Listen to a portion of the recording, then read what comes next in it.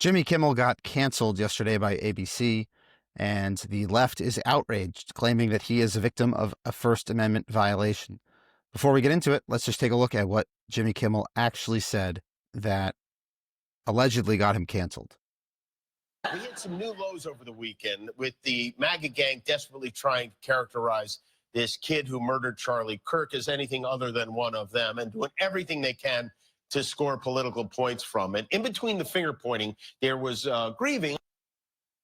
Okay, so one of the leaders of the MAGA movement, Charlie Kirk, very close friend of President Trump, is murdered by someone who is living with their transgender boyfriend, and Jimmy Kimmel is making some sort of insinuation that it might have been a right-wing person when it's clearly someone who was into furry culture and, again, lived with their transgender boyfriend. So he's completely off the mark here, but let's now just watch it all the way through. On Friday, the White House flew the flags at half-staff, which got some criticism.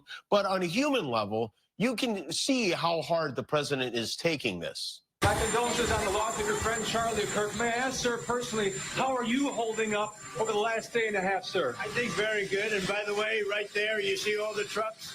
They've just started construction of the new ballroom for the White House, which is something they've been trying to get, as you know, for about 150 years. And it's going to be a beauty.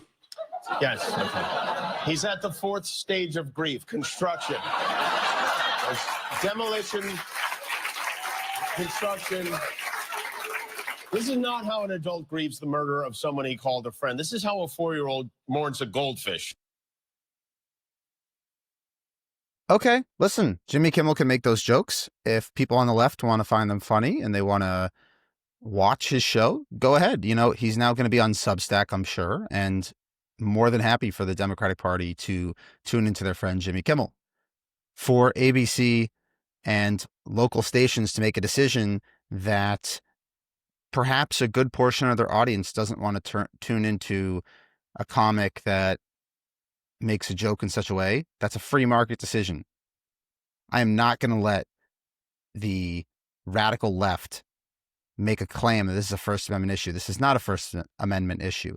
The real First Amendment issue is when people supporting the transgender ideology, instead of fighting Charlie Kirk with words, actually takes a weapon and murders him on a college campus. That is the primary First Amendment issue. So making a business decision based on Jimmy Kimmel's unfunny jokes is not a First Amendment issue, and don't let anybody tell you otherwise.